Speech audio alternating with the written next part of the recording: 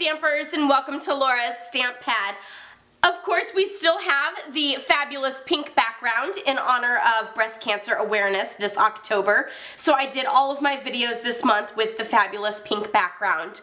And today I'm just going to show you a little tutorial showcasing photopolymer stamps and a little tip and trick on a way that I like to store them. So this is the Flurry of Wishes stamp set. It's in the Holiday Mini Catalog. You can also bundle it with the coordinating punch, which punches out these two images together at the same time. So you can bundle and save 15% whenever you get this stamp set with the coordinating punch. So this is a photopolymer stamp set, so they always come with all the stamps in between these two clear sheets. They're like window sheets, and the one sheet actually has all of the images printed on it, so you can see all of the images there. And I always like to keep this sheet because then I know which images I'm missing or which images I'm using and aren't in the container. But sometimes it can get kind of messy to have these two pieces in there, and you have stamps everywhere, or they don't all fit. So one of the tips I have for you is to take this sheet and slide it behind, just like that. So you actually have this clear piece that goes across that covers up this image on the front, but now I'm actually going to put this image on that back piece.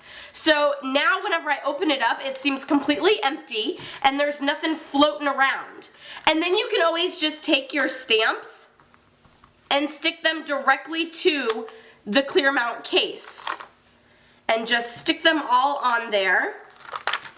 And then you don't have to worry about anything floating around in there or anything moving or all of these images and pieces that you're like, oh, this is just a mess, and they fall out whenever I open it. And then this, do not throw that away, because you could always use this as a window sheet for a shaker card or a frame or anything like that. So you can use that for so many different projects. Also for the now I just drew a blank on it, but the reflection cards. I'll leave a link down below for how to create the reflection card there.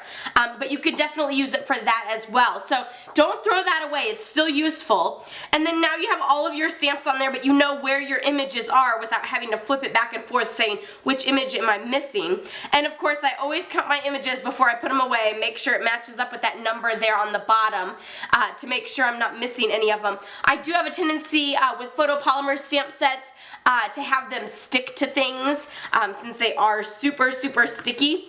If you leave this out on the table and then you set something on top of it, then you know sometimes it ends up sticking. Of course now it won't. It ends up sticking on the back, the smaller ones even more. The bigger ones are a little bit better because they're a little heavier, but I end up finding them on the back of my stamp cleaner or someplace else. So that is why I always make sure to count my images and make sure that all of them are there before putting it back away so that I can find those before I forget where I last used it. So just a few tips and tricks on photopolymer stamp sets.